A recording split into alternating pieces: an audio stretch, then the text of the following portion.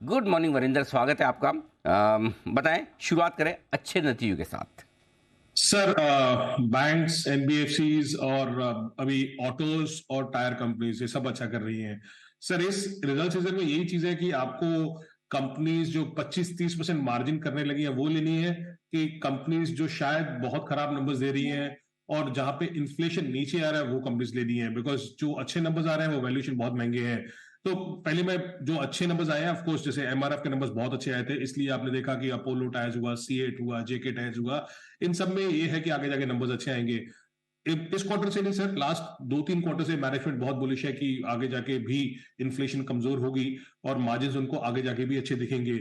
आप समझिए सर, एक टाइम पे ये कंपनी 20-20% मार्जिन करती थी, कमजोर हो गए, 5% रह गए थे, 5% से अभी वापस आ रहे हैं, 12-12.5% मार्जिन तक वापस आ रहे हैं, और यही ट्रेंड होगा कुछ और कंपनीज में। तो अगर आप देखो तो सर, मार्जिन डबल डिजिट में आ गया इसका 7 क्वार्टर के बाद। सीएट सीएट की बात कर रहा हूँ, जो लोगों ने सोचा था उससे बहुत अच्छे नंबर आए सर, 30% हायर नंबर्स वो सीधा सीट एक्सपेक्टेशंस अच्छे आए हैं। मैनेजमेंट इज एवर बुलिश, उन्होंने बोला कि वॉल्यूम ग्रोथ भी आएगा, मार्जिन भी इंप्रूव होंगे गोइंग अहेड।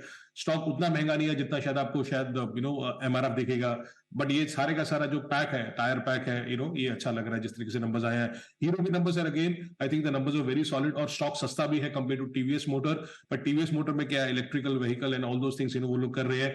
बट अगर हीरो के नंबर्स देखा जाए तो मेरे ख्याल में 10-12% बीट था जो लोग एक्सपेक्ट कर रहे थे। कमोडिटी प्राइसेस जो कमजोर हो रहे हैं वो सबको हेल्प कर रहा है सर, जिसके कारण ग्रॉस मार्जिन ऊपर जा रहे हैं। तो ग्रॉस प्रॉफिट पर यूनिट देखेंगे तो 6% ऊपर आया quarter quarter, 9% Y on Y आया है। EBITDA per unit is up 14% quarter quarter और 23% वाई एन वाई। तो ये नंबर्स अच्छे आए थे सर। और एक और स्टॉक है सर मैं जिसकी बात करना चाहूंगा, एजीआई ग्रीन पैक। ये पहले हिंडवेयर होता था, ये लार्जेस्ट बॉटलिंग कंपनी है इंडिया की। तो अभी क्या है सर, बॉटल के प्राइसेस बहुत ऊपर जाए हैं, तो इनके कारण है इन कंपनीज को बहुत बेनिफिट हो रहा है। तो इसलिए आप देखेंगे दूसरी तरफ जो बॉटल यूज करते हैं, जैसे कि अल्कोहल बेवरेज कंपनीज हुई, जैसे यूनाइटेड ब्रेवरीज के नंबर आए वो खराब नंबर आए। तो एक तरफ बिकॉज इन्फ्लेशन है इनको बेनिफिट हो रहा है और उनको नुकसान हो रहा है। अभी हो क्या रहा है सर, एजीआई में अगर आप देखो तो सेल्स जो है 20% ऊपर ग्रो किया है क्वार्टर क्वार्टर, बट इसमें सिर्फ 1% वॉल्यूम ग्रोथ आया सर, और 19% जो है मेरे ख्याल में this is all pricing growth which is come in. Margin sir 26% के आसपास हो गया, जो बहुत अच्छी बात है।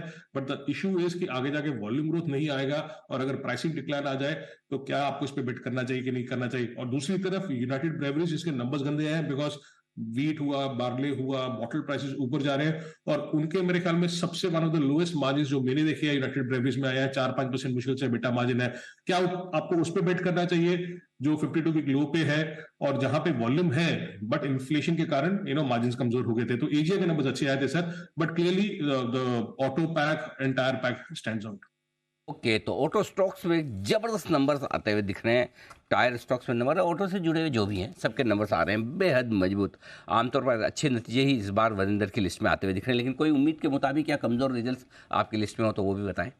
टीवीएस अच्छा था सर, टीवीएस में कोई भी प्रॉब्लम नहीं था, जितना सोचा था 10% मेरे ख्याल में उससे ज्यादा नंबर ही आए हैं। अभी आपको याद होगा कि हम लोग कितना बार सोचते थे कि डबल डिजिट मार्जिन में कब जाएगा।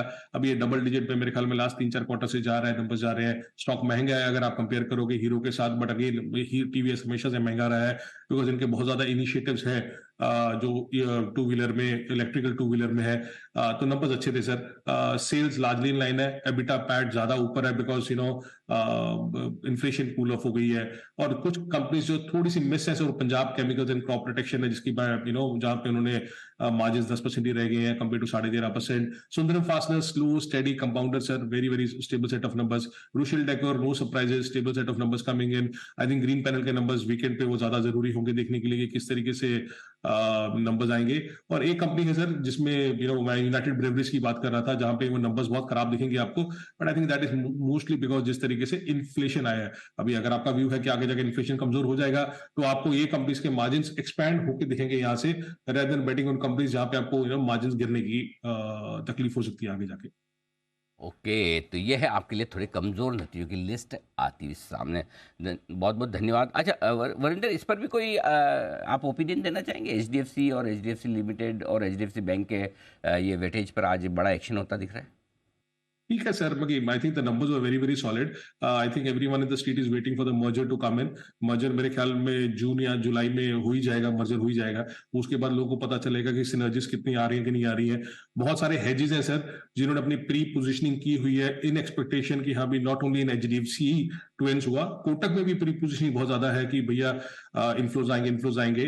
तो मेरे ख्याल में ज्यादा जो लॉन्ग ओनली फंड्स नहीं बेचेंगे एचडीएफसी को, बट जो हेजेस हैं उनका प्रेशर होगा इस स्टॉक पे। Stock will stabilize around current level sir. हो सकता है कुछ भी थोड़ा बहुत इधर उधर हो जाए, but I think going ahead आप देखेंगे कि अभी एमएससीआई ये नहीं बोला कि मैं परमानेंटली इसका वेटेज काट रहा हूं या आगे नहीं बढ़ाऊंगा। उन्होंने बोला कि आगे जाके we will take steps in order to see कि हम किस तरीके से ग्रेजुअली हम उसका वेटेज बढ़ाएं।